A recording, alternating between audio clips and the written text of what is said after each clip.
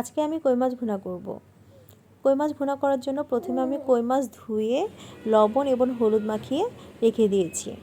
এরপর আমি নিয়ে নিয়েছি পেঁয়াজ কুচি, টমেটো কুচি, নিয়ে নিয়েছি ধনেপাতা এবং আস্ত কাঁচামরিচ, এবং নিয়ে নিয়েছি সব ধরনের মশলাগুলো একসাথে, এবং গরম করে নিয়েছি তেল, সয়াবিন তেল।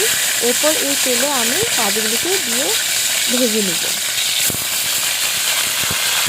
মাছগুলোকে উল্টে পাল্টে আমি ভেজে নিচ্ছি। মাছগুলোকে আমি উল্টে দিয়েছি। এখন মাছগুলোকে মোটামুটি ভাজা হয়ে গেলে আমি এগুলোকে তুলে নিব।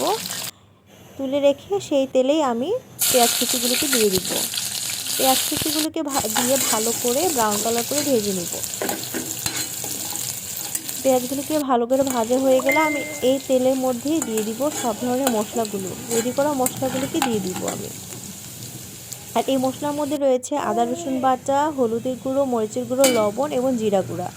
সব রকমের মশলা আমার আধা চামচের মতো, এবং আদা রসুন বাটা এবং একসাথে করে রাখা, যার কারণে আমি এখান থেকে 2 চামচের মতো দিয়েছি। এখন আমি ভালো করে নেড়ে নিচ্ছি মশলাগুলোকে তেলে ভেজে। এরপর আমি পানি দিয়ে দিব। পানি দিয়ে আমি আবারও এটাকে কষাতে থাকবো।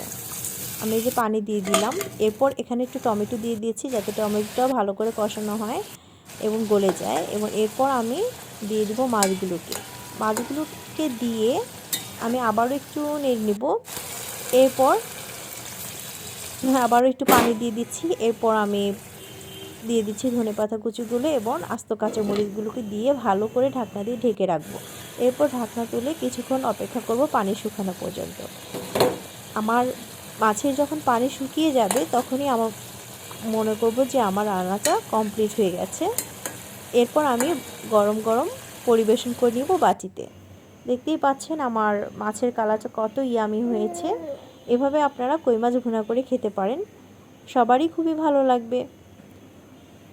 তো আজকে এই পর্যন্তই। আল্লাহ হাফেজ।